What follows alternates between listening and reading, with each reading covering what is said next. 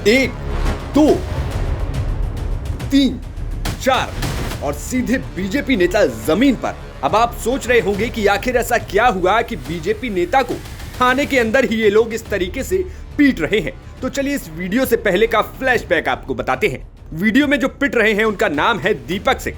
Deepak Singh BJP के नेता है और इनकी पत्नी इस बार अमेठी के गौरीगंज से नगर पालिका अध्यक्ष पद की उम्मीदवार है। अब चलिए आपको दूसरे शख्स से रूबरू कराते हैं। इस वीडियो में बीजेपी नेता को जो पीट रहे हैं वो है अमेठी से सपा विधायक राकेश सिंह।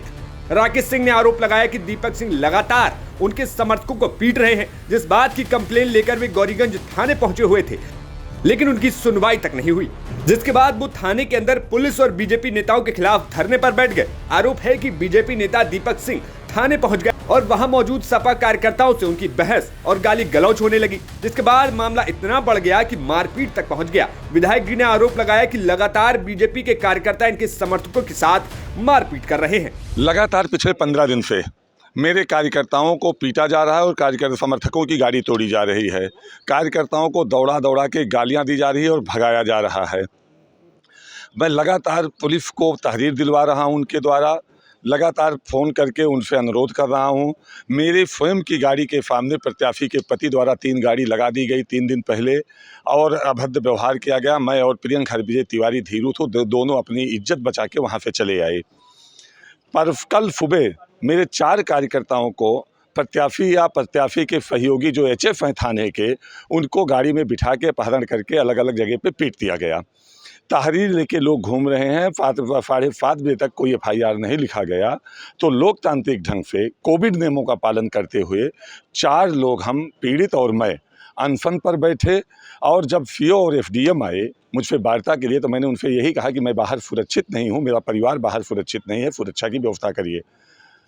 तो दुनिया भर की इधर उधर की बातें करते रहे। सुबह अपर जिलाधिकारी और अपर पुलिस अधीक्षक आए, मैंने उनसे भी बात किया और बात करके 15 मिनट बाद वो गए और मेरे घर के सामने मेरे मैनेजर को पीट दिए। थाने के गेट के सामने मेरे सगे भाई ब्लॉक प्रमुख के पति के ऊपर गाड़ी चढ़ा दी। थाने के अंदर हमारे सगे भतीजे पे हाथ उठाया गया, उसके हाथों में बड़ी चोटें आई और मुझे पे भी हाथ उठाया गया प्रत्याशी के पति द्वारा और उनके समर्थकों द्वारा। मैं अब थाने में भी सुरक्षित नहीं हूँ। तो आप लोगों के माध्यम से मैं जानना चाहता हूँ कि अब कहाँ सुरक्षित हूँ। विधायक जी, आज थाने में क्या वजह रही, क्या हुआ? मैं थाने के अंदर धरने पर बैठा था। थाने के गेट के बाहर दीपक सिंह द्वारा मेरे भाई के ऊपर गाड़ी चढ़ाई गई, उसके हाथ में फ्रैक्चर हुआ।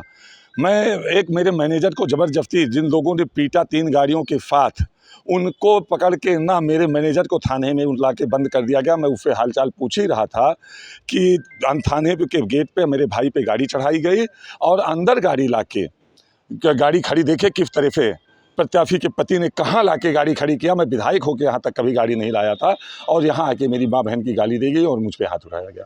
वहीं इस मामले को लेकर दीपक सिंह ने भी विधायक पर गंभीर आरोप लगाते हुए कहा कि राकेश सिंह और उनके भाई ने उन्हें जान से मारने की कोशिश की और वो सूबे के मुख्यमंत्री से इंसाफ की गुहार लगा रहे हैं। अभी मैं जामो राबली रोड से थाने के पास पहुँचा था तो राकेश सिंह के सैकड़ों समर्थक की संख्या में मेरी गाड़ी पे ईंटें, लाठी डंडे से प्रहार करने लगे, सैकड़ों की संख्या में, जहां पे पुलिस मूक दर्शक बनी रही और सैकड़ों की संख्या में पुलिसकर्मी भी रहे। मैं किसी तरीके से, शायद हो सकता है मीडिया कर्मी भी रहे हों, उनके पास वीडियो भी मौजूदा स्थिति में रही हो।